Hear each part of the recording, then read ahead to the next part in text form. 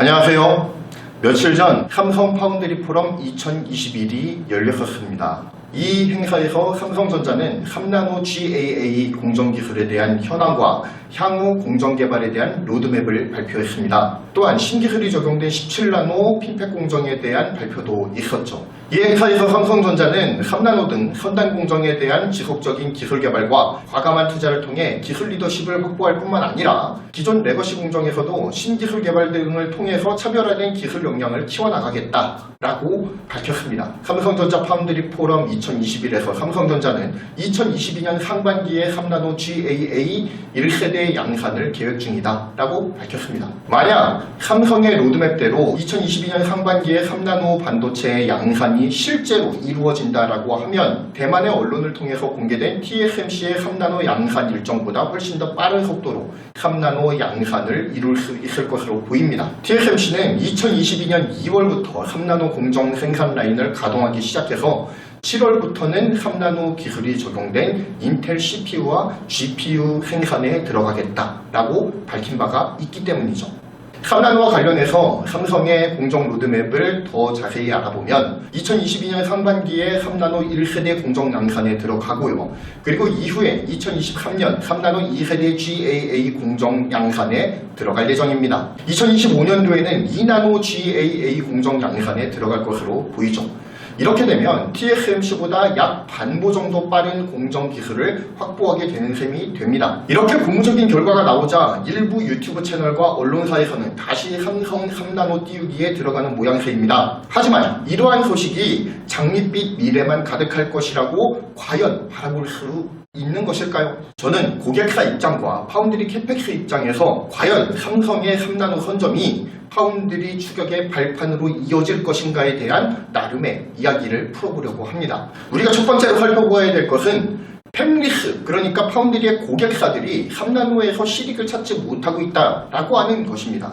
팹리스는 초기 개발 비용인 NRE를 생각하지 않을 수가 없죠. 팹리스의 초기 개발 비용에는 그냥 설계 비용만 들어가는 게 아닙니다. 반도체 설계의 기본이 되는 IP 구입에서부터 시작해서요. 반도체 개발 단계에서 구현하고자 하는 기술의 아이디어가 정말로 실현 가능한 것인지를 사전에 검증하는 사전 검증 단계가 있습니다. 그리고 설계 자동화 툴을 구매하는 단계, 그리고 실제 설계를 진행하는 단계, 그리고 설계된 반도체가 최종적으로 잘 작동하는지 샘플을 만들어서 실제로 작동해보는 순간까지가 NRE에 들어가는 거예요. 그런데 이 NRE 비용이 나노수가 미세하면 미세해질수록 거의 배 이상으로 뛰어오른다라고 하는 것이 문제가 되는 거예요. 7나노 반도체를 설계하려면 대략 1억 달러 정도의 금액이 투자가 된다고 합니다.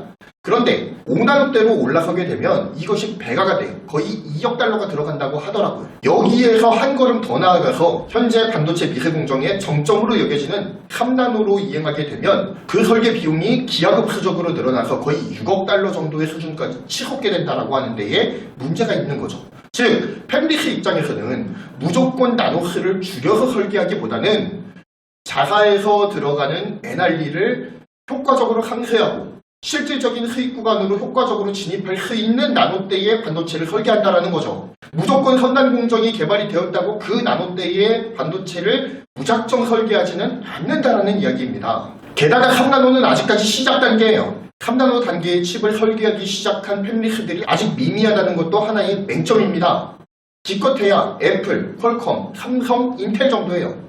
그렇다면 이들은 현재 3나노를 실현하기 위해서 애쓰고 있는 유일한 두 회사인 TSMC와 삼성전자 중에 어느 라인을 더 선호하게 될까요? 이미 애플과 인텔은 TSMC를 선택했다고 기사가 나왔죠. 그리고 대만말이라서 그렇게 믿음직스럽지는 않습니다만 퀄컴 또한 TSMC를 주로 고려하고 삼성전자를 부수적인 제조 수단으로 여기고 있는 듯한 뉘앙스의 기사가 계속해서 나오고 있습니다. 왜 팹리스들은 삼성전자 파운드리보다 TSMC의 3나노를 선호하게 되는 것일까요? 여기에서 GAA 펫의 딜레마가 시작되는 거예요. GAA는 최초 인텔에 의해서 개념만 연구되었을 뿐입니다. 아직까지 실제 적용된 사례가 없는 완벽한 신공정이에요. 그럼 여기에서 팹리스는 작업해본 적이 없는 신공정인 GAA에 맞춰서 고액의 개발비를 투척하면서까지 GAA 기반의 설계를 하려고 할까요? 아니면 5나노에 비해서 가격은 상대적으로 비싸지만 그래도 검증이 되어 있는 핀팩 공정으로 3나노를 실현하겠다라고 공언한 TSMC에게 선호도를 보일까요? 당연히 기존 공정을 활용한 3나노를 하겠다라고 공언한 TSMC의 라인이 GAA 3나노를 실현하겠다라고 공언한 삼성전자의 라인보다 설계 비용이 더 저렴하게 들어가겠죠. 왜냐면 핀팩 구조의 설계는 이미 팹리스들이 익숙하게 진행해 오던 설계 방식이기 때문에 비용 면에서 훨씬 더 효율성을 추구할 수가 있게 되기 때문입니다. 거의 모험에 가까운 천문학적인 투자를 해야 하는 이 팹리스의 상황에서는 보수적으로 투자 계획이라든지 개발 계획을 접근할 수밖에 없는 상황이라는 겁니다. 그렇기 때문에 삼성 파운드리보다는 TSMC 쪽이 훨씬 더 메리트를 가질 수 있다라고 하는 그러한 맹점이 있는 것이죠. 우리가 두 번째로 살펴보아야 될 것은 3나노 증설을 선언한 TSMC 그리고 3나노 증설의 소극적인 삼성을 한번 살펴보아야 될 필요가 있다라고 하는 거예요. 이것은 곧 파운드리 캐펙스 문제와도 연결이 되는 문제인데요. 현재 TSMC는 CEO가 직접 나서서 3나노의 개발 및 양산이 몇 개월 지연될 것 같다라고 이미 공표를 해놓은 상황입니다. 삼성은 파운드리 포럼을 통해서 2022년 1분기 내로 3나노 양산을 시작하겠다라고 공식화했죠. 이 모습만 봐서는 3나노 시장에서 완벽하게 삼성이 승기를 잡았다라고 하는 장밋빛 전망이 흘러나오기에 충분한 떡밥이라는 생각은 듭니다. 하지만 우리가 생각해 보아야 될 점은 TSMC는 3나노 양산 시점을 늦추는 대신 3나노에 대한 캐펙스 투자를 공격적으로 늘려나가겠다라고 이미 선언을 해버렸다라는 것이죠. 7나노 때와 비슷한 양상이 벌어지고 있다고 보아도 과언은 아닐 겁니다. 삼성은 이미 7나노 EUV 공정에서도 TSMC를 약 1년 정도 앞선 경험이 있다는 사실을 기억해야 될 필요가 있어요.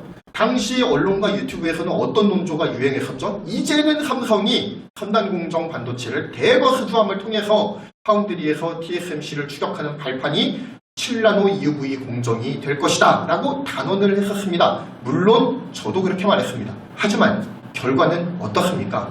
삼성의 기술력에 캐파 싸움으로 밀어붙인 TSMC의 일방적인 승리가 계속해서 이어지고 있다고 하는 점에 주목해 보아야 될 필요가 있습니다. 결국 아무리 파운드리가 다품종 소량 생산의 산업이라고 하더라도 중요한 것은 유의미한 영업이익을 창출해낼 수 있는 캐펙스 투자가 반드시 선행이 되어야 된다라고 하는 점입니다. 자, 삼성이 3나노를 양산하게 되면 화성 V1 라인이라든지 아니면 평택의 P2 라인이 거론되고 있는 것이 사실입니다. 그렇다면 이번 파운드리 포럼에서 삼성이 2022년 상반기에 3나노 1세대를 양산하겠다라고 밝혔지 않습니까? 그러면 적어도 지금부터는 양산을 위한 라인 구축에 들어갔다라고 하는 이야기가 되는데요. 그럼 기존의 라인 중 3나노 생산 라인을 따로 할당했다라고 하는 의미가 되는 것인지가 불분명한 거예요. 왜냐면은 삼성에서 아직까지 이 라인은 3나노 전용 라인이 될 것입니다 라고 공언한 라인이 아직까지 나타나지 않고 있다는 점이 바로 이러한 것들을 예상하게 만드는 거죠. 아, 그러면 기존 라인 중에 일부를 3나노 라인으로 전용하겠구나 라고 하는 생각을 할 수밖에 없는 것이죠. 그리고 더 나아가서는 2분기 파운드리 점유율이 TSMC가 많이 올라가고 삼성이 많이 낮아졌는데 혹시나 3나노 양산을 위해서 라인을 따로 빼놓은 게 아닐까? 그래서 그만큼 퍼센테이지가 밀린 게 아닐까? 라는 생각까지도 하게 만드는 대목이라는 거죠. 즉, 아직까지 삼성 측에서 눈에 띄는 규모의 3나노 증설 소식이 들리지 않고 있다고 하는 것은 또다시 7나노 EUV의 악몽이 재현되는 것이 아닌가라고 하는 걱정을 하게 만드는 대목이라는 겁니다. 반면 TSMC의 경우에는 대규모 3나노 증설을 발표해버렸죠. 그러면서 3나노 부문에서도 또 한 번의 물량 밀어붙이기를 시전할 것으로 보여집니다. 즉, 3나노 기술을 아무리 삼성이 앞서서 개발하고 양산을 아무리 먼저 시작한다라고 하더라도 물량에는 장사가 없다라는 거예요. 결국 3나노 공정에서 유의미한 영업이익이 산출되기 위해서는 삼성 측에서 유의미한 3나노 증산에 대한 발표가 함께 이루어졌어야 된다라고 하는 것이 제 생각인 겁니다. 그러한 대목이 참 안타깝게 다가온다라는 것입니다. 현재 건설을 진행 중인 P3 라인도 D램과 낸드 중심의 라인으로 구축할 예정이라고 이미 밝힌 바가 있죠. 그리고 평택 내에 P4에서 P6까지 추가 증설 계획이 있습니다. 추가 공업용수 공급까지도 평택시에 이미 삼성전자 측에서 요청을 해놓은 상황입니다. 하지만 P4에서 P6는 아직 공사에 들어가지도 않았기 때문에 곧바로 캐펙스에 반영되는 라인 증설이라고 볼 수가 없다라는 데에 문제가 있는 거예요. 분명 삼성전자의 2022년 1분기 3나노 1세대 양산 발표는 대단한 겁니다. 정말 통쾌한 뉴스임에 분명합니다.